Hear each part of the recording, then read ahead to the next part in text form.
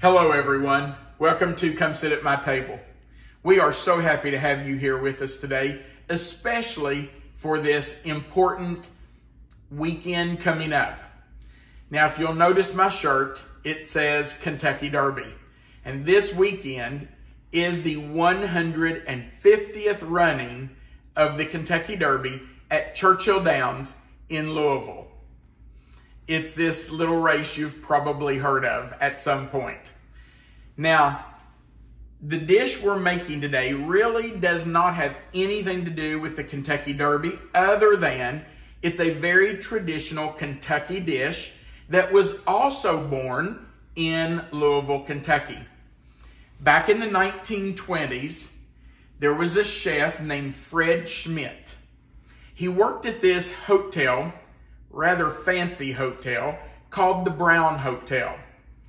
Now, the Brown was very popular, and they had as many as about 1,200 guests each night staying at the hotel. I'm sure there were locals who occasionally came in, and they would have dances at night, large dances. And those dances sometimes would last up into the wee hours of the morning. In the wee hours of the morning, 1, 2 o'clock in the morning, the people who were there staying at the hotel or locals who had come in would get tired of dancing and they were hungry. And so they would start to kind of migrate toward the restaurant in the Brown Hotel.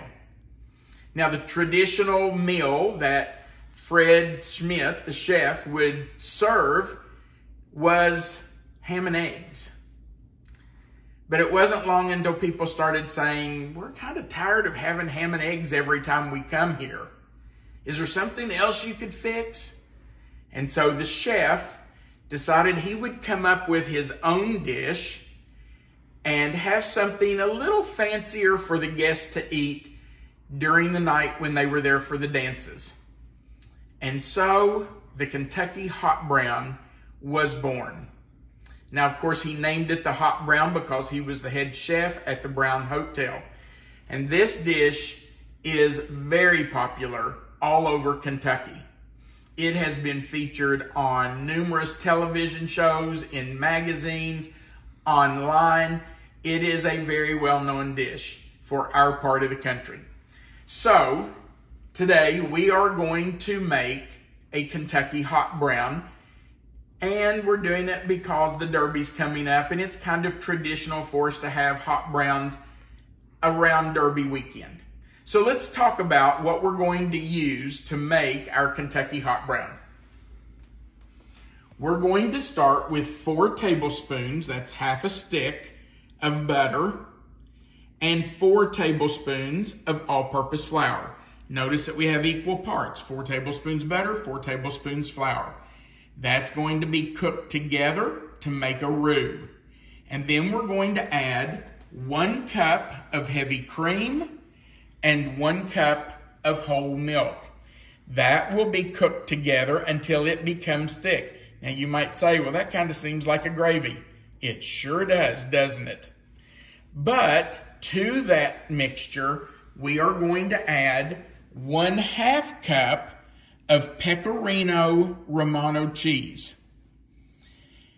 Pecorino Romano is a cheese that is made from sheep's milk.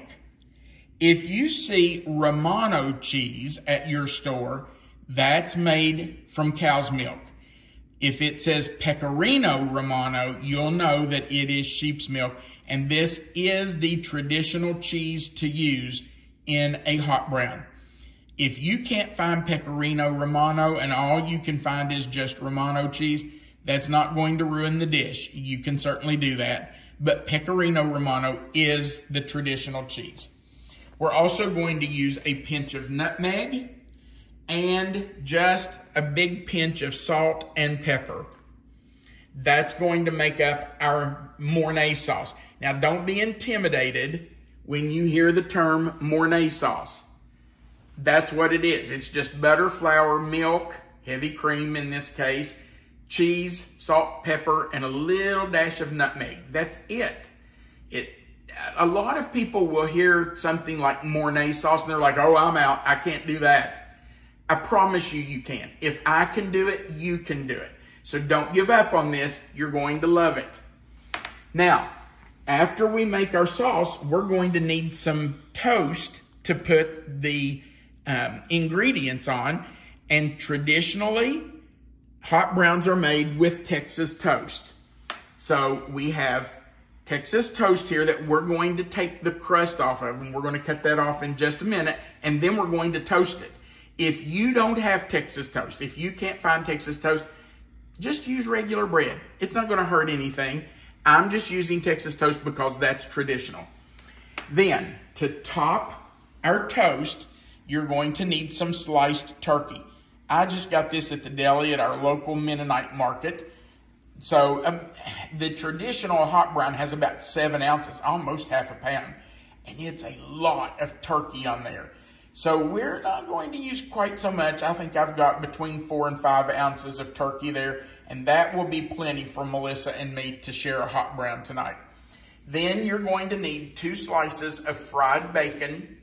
You're going to need a couple of wedges of tomato. I will probably only use about 1/4 of that tomato, but you are going to need a couple of wedges of tomato, a little paprika to sprinkle on top, and some chopped parsley just to sprinkle on top for color and looks.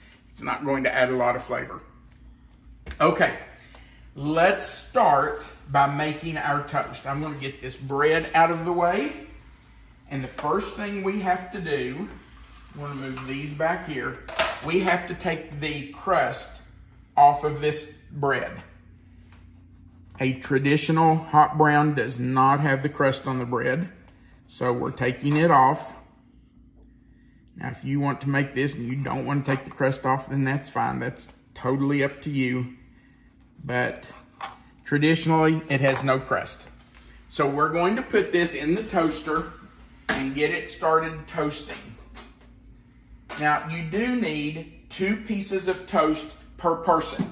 Melissa and I are only making 1 hot brown today, and we're going to share it for dinner. So if you're doing this for 2 people, you're going to need 4 pieces of toast. The amount of Mornay sauce that I'm making is for 2 hot browns. So since we're only going to make 1 hot brown and share it tonight, we will only use half that sauce, and I'm going to save the other half the sauce, and we'll use it tomorrow or the next day when we have another one. Okay, I've gotten rid of the bread and gotten the crust off there, and it's toasting. So the next thing I need to do is shred up my Pecorino Romano cheese. I'm going to do that over here where I'm kind of out of the way, Melissa. So we're just going to open it up, and I'm going to take my microplane, and I'm just going to get about a 1/2 cup here. If you don't have a microplane, just use a box grater. That works just fine.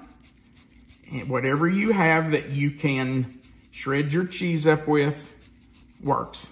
Don't get hung up on having every little kitchen gadget and every tool. You don't have to get all worked up over that.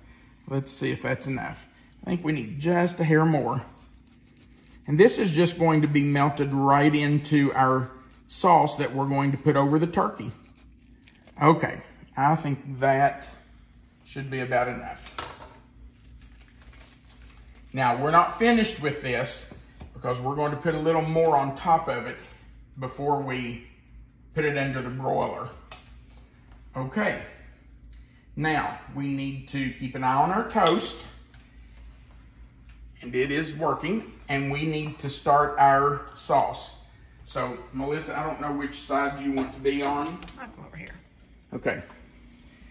I'm going to move all of this. Already started the butter. Yes, we went ahead and melted the butter. And let's get that back up to heat while I move all this down here. Let's go ahead and measure out our milk. I'm going to come around you if you don't care. I'm going to put 1 cup of heavy cream. And by the way, A lot of people who make this do not use heavy cream. They use just 2 cups of milk. You can do that, but at the brown, they do use half milk, half heavy cream. Just makes it creamier and richer. So I've put in 1 cup of milk, 1 cup of heavy cream. Okay. Now, let's stir our flour into our butter and get that started cooking. Now, if you've watched me make a roux before, you know that we have to... Oh, our toast is done. Perfect. Okay, I'm going to take that out and lay it there. You know that we have to cook this for about a minute, minute and a half, 2 minutes, just to get rid of that raw flour taste. Don't be intimidated by a roux. A roux is really easy. It's just a fat, in this case we're using butter, and some flour. And you're just cooking it together. And you want to whisk it the whole time so it doesn't burn. But that's all it is. Butter and flour. Or if you're making gravy, maybe sausage grease and flour, or bacon grease and flour. But it's just a fat of some sort and some flour. So when you hear somebody say they started with a roux, they made a roux, don't get intimidated by that. Sounds fancy. It does, but it's not. I guarantee you that most people's grandmothers and great-grandmothers were making roux before it was even called a roux. They just knew they were making something to start their gravy with. So we're going to add just a little bit of our milk and cream.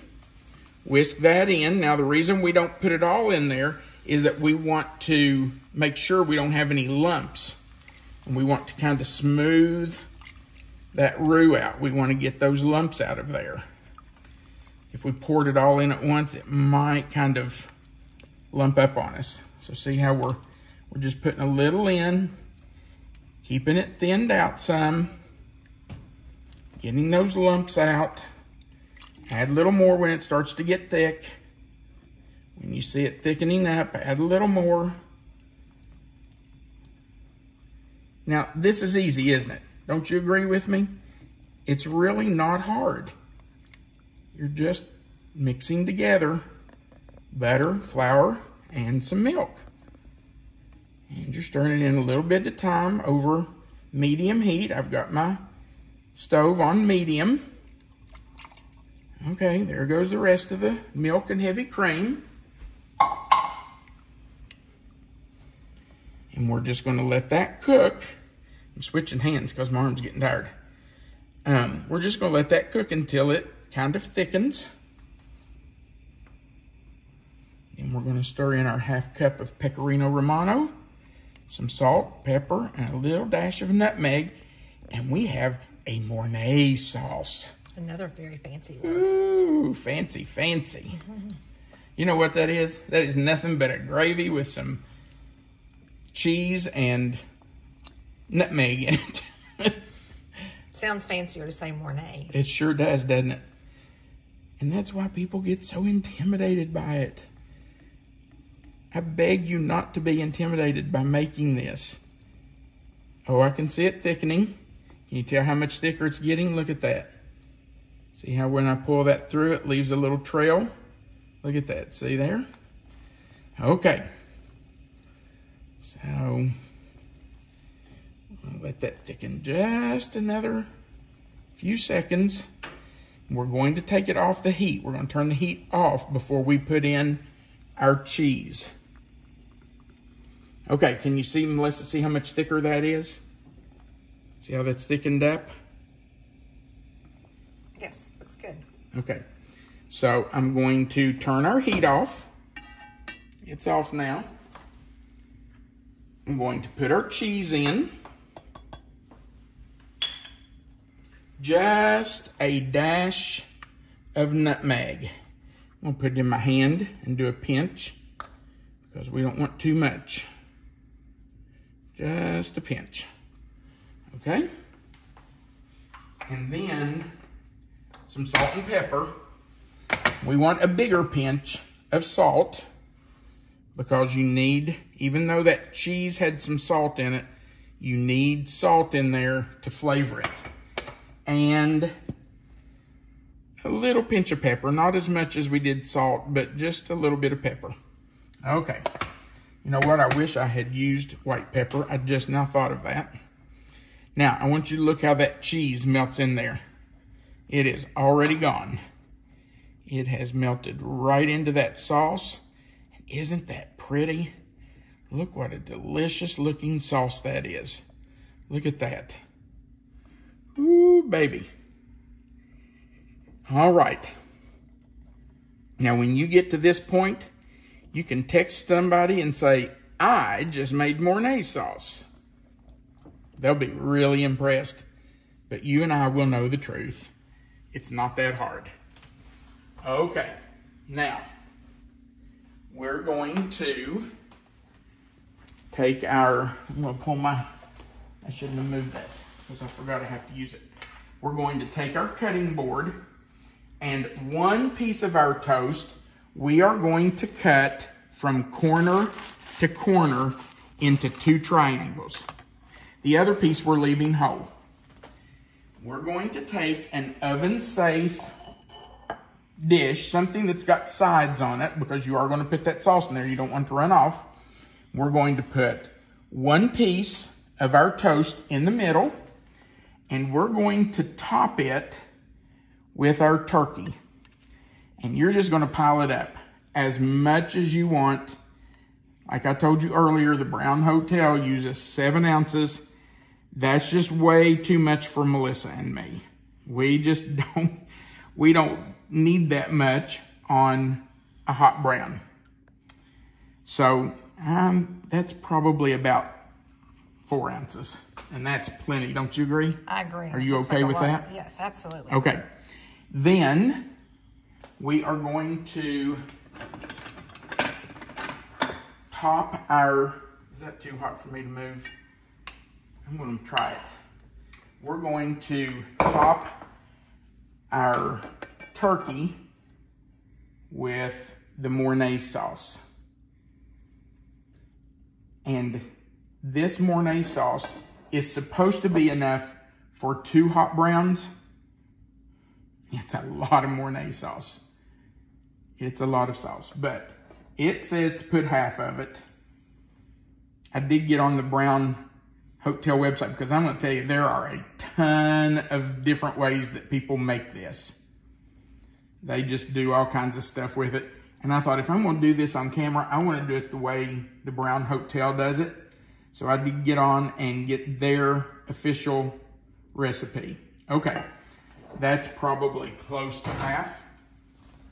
Now, we're going to take our toast that we cut and put those on either side of it. Just like that. We're going to take our tomato and cut it into wedges. And I am going to take out that core right there. And we'll cut, I'm probably just going to use 1/4 of it. So 2 wedges like this, and they go on the other sides from the toast, just like that. And now we're going to put a little more Pecorino Romano on top, and it does not take much. And bacon, right? Those are the last 2 No, things. no, we don't put the bacon on until after it's been broiled. Oh, that's right. I'm sorry. So we're going to put just a little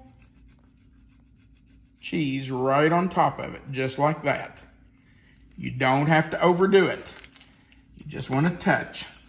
And we're going to put this under the broiler. Let me turn my broiler on. Broil. Start. We're going to stick this under the broiler. Now, one of the questions you might have is, why did you put the tomato on there before you broiled it? Well, you want that tomato to cook a little bit. You want it to just kind of shrivel up some, become soft. This time of year is not the best time of year to get fresh tomatoes in Kentucky, but these were from our local Mennonite market and they look pretty good. So we're going to go in under the broiler and let this just kind of get bubbly and start to brown a little bit, and then we'll come back and show you how to finish the hot brown.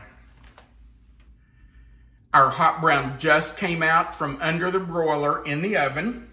It was bubbling. You can see that the cheese right here started to brown. So now we're just going to top it. You just want to crisscross 2 pieces of hot bacon on top of it.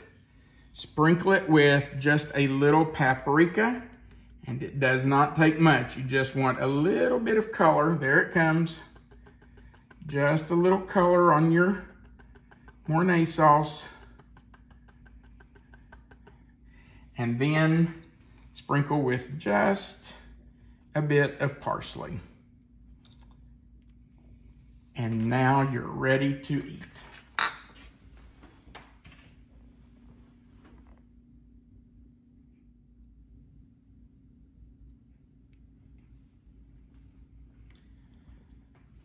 I will admit that I am no Chef Fred Schmidt, but this is our version of the Kentucky hot brown. Actually, it's Fred's version made by us. Melissa and I have had hot browns in restaurants quite a bit. And a lot of times, for some reason, they are swimming in grease. And I hate to say that because I don't want to be negative, but your hot brown should not have grease in the bottom of the plate or bowl. There's no reason to have grease in there. We have ordered hot browns and not been able to eat them. They were just so greasy. So this is what your hot brown should be like. It shouldn't have a bunch of grease in the bottom. And if you ever order it out and it's swimming in grease, please know that's not a real hot brown. Okay, when I eat mine, I move the bacon out of the way and I cut a piece of toast and some turkey, and then I cut a piece of bacon to go with it. So that's just me. That's how I do it. And of course the tomatoes are on the side. That's your kind of your side item. Woo, that's a big bite. Can I do that? Yeah, I can. Melissa's laughing because she knows. I don't want to drip it on me, but Kentucky hot brown, here we go.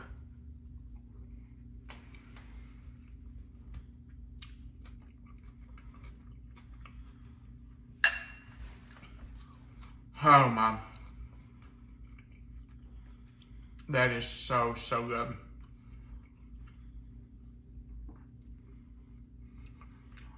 I don't know why we don't have that in our regular rotation and have it all the time.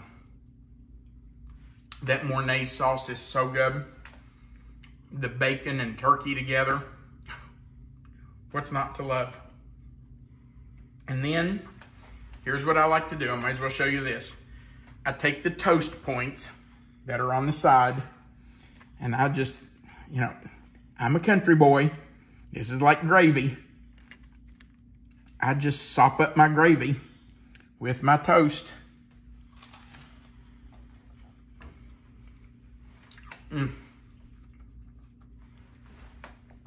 Wow. Tastes like Kentucky.